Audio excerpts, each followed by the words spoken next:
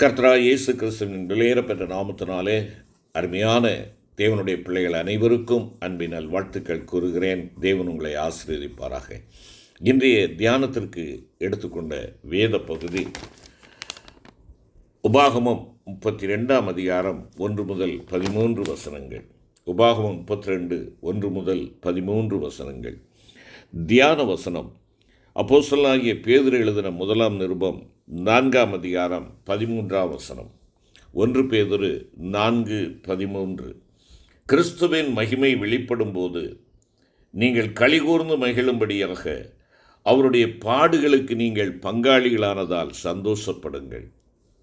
அருமையான கர்த்தருடைய பிள்ளைகளே, கடந்த நாளில் கர்த்தர் என் பங்கு என்பதிலே நாம் 2 காரியங்களை தியானித்தோம். கர்த்தர் நம்முடைய பங்காக இருக்கிறார். எப்பொழுது பரிசுத்தத்திற்கு பங்குள்ளவர்களாக நம்மை ஒப்பு கொடுத்து அந்த பரிசுத்தத்தின் பங்கை நாம் வெளிப்படுத்துகின்ற பொழுது ஆண்டவர் நம்முடைய பங்காக இருக்கிறார். அது மாத்திரமல்ல, ஆதியிலே கொண்டிருந்த ஆரம்ப நாட்களிலே கொண்டிருந்த அந்த நம்பிக்கையை உறுதியாய் பற்றி கொண்டு அந்த ரட்சிப்பை விட்டு நீங்காதபடி ரட்சிப்பின் வஸ்திரத்தை தரித்து கொண்டவர்களாக தேவனுடைய வழியிலே நாம் நடக்கின்ற பொழுது அவர் நம்முடைய பங்காக இருக்கிறார். மூன்றாவதாக இந்த நாளிலே நாம் பார்ப்போம் என்றால், பாடுகள், கர்த்தருக்காக பாடுகளை நாம் அனுபவிக்கின்ற பொழுது அவர் நம்முடைய பங்காக இருக்கிறார். கிறிஸ்துவின் நிமித்தமாய் வருகிற பாடுகளுக்கு பங்குள்ளவர்களாக இருக்க வேண்டும். பாடு என்று சொல்லுகின்ற பொழுது நான் ஒரு தவறு செய்து தப்பிழைத்து இல்லைனால் தேவையற்ற காரியங்களிலே தலையிட்டு நான் உபத்திரவத்தை சகிப்பதில்லை அல்ல. தேவனுடைய பாடுகளுக்காக, தேவனுடைய பாடுகளின் நிமித்தமாய் எனக்கு கொடுக்கப்பட்ட அந்த ரட்சிப்பை என் வாழ்க்கையில் அனுதினம் நிறைவேற்றுவதற்காக, அந்த நீதியின் வஸ்திரத்தை, ரட்சிப்பின் சால்வையை நான் பற்றி கொள்வதற்காக, தேவனை சாட்சியாய் மகிமைப்படுத்துவதற்காக, அந்த பாடுகளுக்கு நாங்கள் சாட்சிகள் என்று சொல்வதற்காக நான் என்னை அர்ப்பணிக்கின்ற பொழுது என் ஆண்டவர் என் பங்காக இருக்கிறார். என் ஆண்டவர் என் பங்காக இருக்கிறார். அருமையான கர்த்தருடைய பிள்ளைகளே, எனவே தான் பேதுரு சொல்கிறார், கிறிஸ்துவின் பாடுகளுக்கு பங்காளியாயும் இருக்கிற நான் என்பதாக 1 பேதுரு 5:1 குறிப்பிடுகிறார். இங்கே பாருங்கள், கிறிஸ்துவின் பாடுகளுக்கு சாட்சியும் இனி வெளிப்படும் மகிமைக்கு பங்காளியுமாய் இருக்கிற நான். ஆக கிறிஸ்துவின் பாடுகளுக்கு நான் சாட்சி. நான் அந்த பாடுகளின் நிமித்தமாக அவருக்கு சொந்தக்காரன் நானேன். அவருடைய மீட்பை நான் பெற்றுக்கொண்டு இருக்கிறபடினாலே அவருடைய உடன்படிக்கையின் மகளாக நான் மாற்றப்பட்டிருக்கிறேன். அவருடைய மீட்பின் அடையாளமாக அவர் என் தேவனாக, நான் அவருடைய ஜனமாக, நான் இந்த உடன்படிக்கையின் பிள்ளையாக நான் இருக்கிறேன். இந்த மகிமை வெளிப்படும்படியாக கிறிஸ்துவின் பாடுகளின் மகிமை வெளிப்படும்படியாக நான் ஒரு சாட்சியாக இருக்கிறேன். யார் இந்த பேதுரு? யோசித்து பாருங்கள். அப்பா, எங்களுடைய வீட்டை விட்டு விட்டோம், குடும்பத்தை விட்டு விட்டோம், தொழிலை விட்டு விட்டோம், படகை விட்டு விட்டோம், எங்களுக்கு என்ன கிடைக்கும் என்று கேட்டவன். உம்மை பின்பற்றுவதனாலே எங்களுக்கு என்ன கிடைக்கும் என்று கேட்டவன். தன்னுடைய சொந்த முயற்சியினாலே ரட்சிப்பை ஆண்டவர் மேற்கொள்வதற்கு உதவியாக இருக்கட்டும் என்று சொல்லி தன்னுடைய கத்தியினாலே வேலைக்காரனுடைய காதை வெட்டினவன். ஆனால் இன்று தேவனை தன்னுடைய அகத்திலே ஏற்றுக்கொண்டவனாக, தேவனுக்கு சொந்தமாக தன்னை அர்ப்பணித்தவனாக இருக்கிறபடினாலே அவன் சொல்லுகிறான், நான் பாடுகளுக்கு சாட்சி என்று சொல்லுகிறான். என்ன கிடைக்கும் என்பதல்ல, என் தேவனுக்காக என்ன கொடுக்கிறேன் என்பதை அவன் வெளிப்படுத்துகிறான். என் தேவனுக்காக என் வாழ்வையே நான் அர்ப்பணிக்கிறேன், சாட்சியாக ஒப்புக் கொடுக்கிறேன். அது நிமித்தமாக என்ன வந்தாலும் மகிழ்ச்சியோடு நான் ஏற்றுக்கொள்கிறேன். நான் பாடுகளுக்கு சாட்சி மாத்திரமல்ல, இனி வெளிப்படும் மகிமைக்கு பங்காளியுமாய் இருக்கிறேன். என் ஆண்டவர் வெளிப்பட போகிறார். மகிமையான அவருடைய வெளிப்படுத்தல் வரப்போகிறது.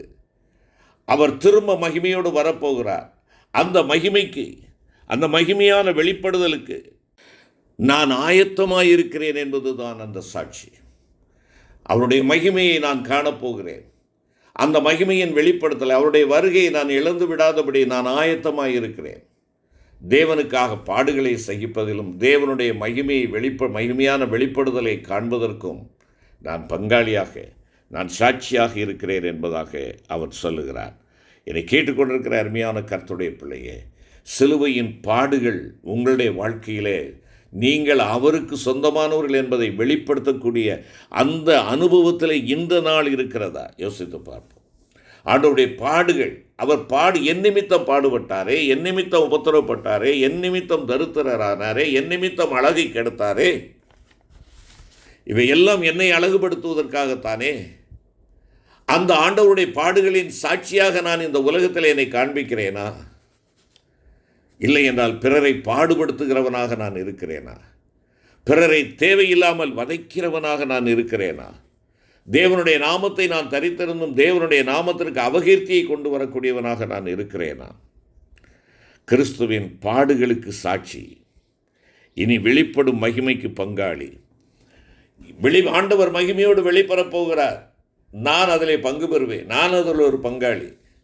கர்த்தர் தம்முடைய பங்கை எனக்கு கொடுக்க போகிறார். அந்த மகிமையின் வெளிப்படும் நாளிலே என்னை அவர் அணைத்து கொள்ளப் போகிறார். அழைத்து என்னை அரவணைத்து முத்தமிடப் போகிறார். ஆகையினாலே அந்த மகிமையின் வெளிப்படும் மகிமைக்கு நான் சாட்சியாக இருக்கிறேன். பிரியமான கர்த்தருடைய பிள்ளையே, எனவே தான் பவுலப்போஸ்தலன் சொல்லுகின்ற பொழுது ரோமர் 8:17 அவர் குறிப்பிடுகிறார், நாம் பிள்ளைகளானால் சுதந்திரருமாமே, தேவனுடைய சுதந்திரரும் கிறிஸ்துவுக்கு உடன் சுதந்திரருமாமே, கிறிஸ்துவுடனே கூட நாம் மகிமைப்படும்படிக்கு அவருடனே கூட பாடுபட்டால் அப்படியாகும். இங்கே பாருங்கள், நாம் பிள்ளைகளாகும்படியாக அவர் பாடுபட்டார். அவருடைய பாடுகளின் நிமித்தமாக நீங்களும் நானும் மீட்கப்பட்டோம். அவருடைய பிள்ளைகள் என்கின்றதான ஸ்தானத்திற்கு வந்திருக்கிறோம். அப்படி என்றால் கிறிஸ்துவுக்கு பிள்ளைகளானால் தேவனுடைய சுதந்திரராக, கிறிஸ்துவுக்கு உடன் சுதந்திரராக நாம் இருக்கிறோம். கிறிஸ்துவுடனே கூட நாம் மகிமைப்படும்படிக்கு அவருடனே கூட பாடுபட்டால் அப்படியாகும். ஆகையினாலே அவருடைய பிள்ளையாக தேர்ந்தெடுக்கப்பட்டிருக்கிறேன், நல்ல ஒரு காரியம். ஆனால் அவருடைய பாடுகளுக்காக நான் பங்காளியாக நானும் இருக்கிறேனா? இந்த பாடுகளின் நிமித்தமாக வரக்கூடிய மீட்பை, ரட்சிப்பை பிறருக்கு சொல்லக்கூடியவனாக நான் இருக்கிறேனா? இந்த பாடுகளை நிமித்தமாய் நான் பெற்றுக்கொண்ட ரட்சிப்பின் பாதையிலே நான் நடப்பதற்கு சவால்கள், ஏகப்பட்ட போராட்டங்கள் நெருக்குகின்றதான வேளையில் நான் அந்த பாடுகளுக்கு சாட்சியாக என்னை வெளிப்படுத்தி கொண்டிருக்கிறேனா? விழுந்து விடாதபடி எச்சரிக்கையாய் நாம் இருப்போம். சவால் நிறைந்த பாதை தேவனுடைய பாதை. அது குறுகிய பாதை, விசாலமான ஒரு பாதை அல்ல. உலகத்தார் விசாலமான பாதையிலே நடக்கலாம். ஆனால் பாடுகளின் நிமித்தமாய் அவருடைய பிள்ளையாக்கப்பட்ட நீ நானும் அந்த விசாலமான பாதை அல்ல, இடுக்கமான பாதையிலே பயணிக்கும்படியாக நம்மை ஆண்டவர் அழைக்கிறார். ஆகையினாலே கிறிஸ்துவ நிமித்தம் வருகிற உபத்திரவத்திற்கு உடன் பங்காளர்களாக நீங்களும் நானும் இருக்கிறோமா? கிறிஸ்துவின் நிமித்தமாய், கிறிஸ்துவின் நாமத்தின் நிமித்தமாய், கிறிஸ்துவின் அன்பின் நிமித்தமாய், கிறிஸ்துவின் பொறுமை நிமித்தமாய், கிறிஸ்துவின் பாடுகளின் நிமித்தமாய் நான் என்ன செய்கிறேன்? என்னை சூழ்ந்து கொண்டு இருக்கிற உபத்திரவங்களுக்கு நான் பயப்படுவதில்லை, உடன் பங்காளியாக இருக்கிறேன். எனவே இனிவரும் நித்தியத்தில் கிறிஸ்துவின் மகிமைக்கு பங்குள்ளவர்களாகும்படியாக இவ்வுலகத்தில் கிறிஸ்துவின் நிமித்தம் வருகிற பாடுகளுக்கு பங்குள்ளவர்களாக இருக்கும்படி மனப்பூர்வமாக நம்மை ஒப்புக் கொடுக்க வேண்டும். நாம் இந்த உலகத்திலே நாம் அந்த பாடுகளுக்கு பங்காளிகளாக நம்மை மனப்பூர்வமாய் ஒப்புவிக்க வேண்டும் என்பதாக இங்கே குறிப்பிடுகிறார். அருமையான கர்த்தருடைய பிள்ளைகளே, அவருடைய பாடுகளுக்கு பங்காளிகள். அப்போஸ்தலனாகிய பரிசுத்த பவுல் குறிப்பிடுகின்ற பொழுது, கொலோசை சபைக்கு எழுதுகின்ற பொழுது 1 அதிகாரம் 12-13 அவர் சொல்லுகிறார், ஒளியில் உள்ள பரிசுத்தவானுடைய சுதந்திரத்தில் பங்கடைவதற்கு நம்மை தகுதியுள்ளவர்களாக்கினவர் என்று சொல்லுகிறார். ஒளியில் உள்ள பரிசுத்தவான்களுடைய சுதந்திரத்தில் பங்கடைவதற்கு நம்மை தகுதியுள்ளவர்களாக்கினார். எது நிமித்தமாய்? பாடுகளின் நிமித்தமாய். பாடுகளின் நிமித்தமாய். அது மாத்திரமல்ல, இருளின் அதிகாரத்தினின்று நம்மை விடுதலையாக்கினார் பாடுகளின் நிமித்தமாய். தம்முடைய அன்பின் குமாரனுடைய ராட்சியத்திற்கு நம்மை உடன் பங்காளிகளாக உட்படுத்தினவராயிருக்கிறார் பாடுகளின் நிமித்தமாய். ஆகையினாலே அவரை ஸ்தோத்திரிக்கிறோம் என்பதாக பவுலடிகளார் குறிப்பிடுகிறார். இதைத்தான் அன்பின் அப்போஸ்தலனாகிய யோவான் தன்னை குறித்து சொல்லுகின்ற பொழுது, கிறிஸ்துவின் ராட்சியத்திற்கு உடன் பங்காளன் நான் என்பதாக 1 அதிகாரம் 9 வெளிப்படுத்தல் 1:9 குறிப்பிடுகிறார். என்னை கேட்டுக்கொண்டிருக்கிற அருமையான கர்த்தருடைய பிள்ளையே, பாடுகளுக்கு பங்காளிகளாக, பாடுகளுக்கு பங்காளிகளாக நம்மை ஒப்பு கொடுக்கிறோமா? யோசித்து பார்ப்போம், செபிப்போம்.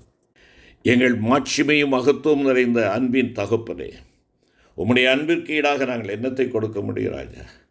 அப்பா, உம்முடைய பாடுகளின் நிமித்தமாய் எங்களை உம்முடைய சொந்த பிள்ளைகளாகும்படியாக நீர் பாடுகளை ஏற்றுக்கொண்டீர். அந்த பாடுகளின் நிமித்தமாய் நாங்கள் உம்முடைய பிள்ளைகளானோம். உம்முடைய பிள்ளைகளாக இருக்கிற நாங்கள் நிமித்தமாக வருகின்ற பாடுகளுக்கு நாங்கள் பங்காளிகள் என்பதை உணர்ந்து, பாடுகளின் பங்காளிகளாக இருக்கிற நாங்கள் இந்த பங்கை, இந்த சுதந்திரத்தை, இந்த நற்செய்தியை மற்றவர்களுக்கு பகிர்ந்து கொள்ள எனக்கும் எங்களுக்கும் பலன் தார். மீட்பர் இயேசு கிறிஸ்து மூலம் வேண்டிக் கொள்கிறோம் நல்ல பிதாவே. ஆமென்.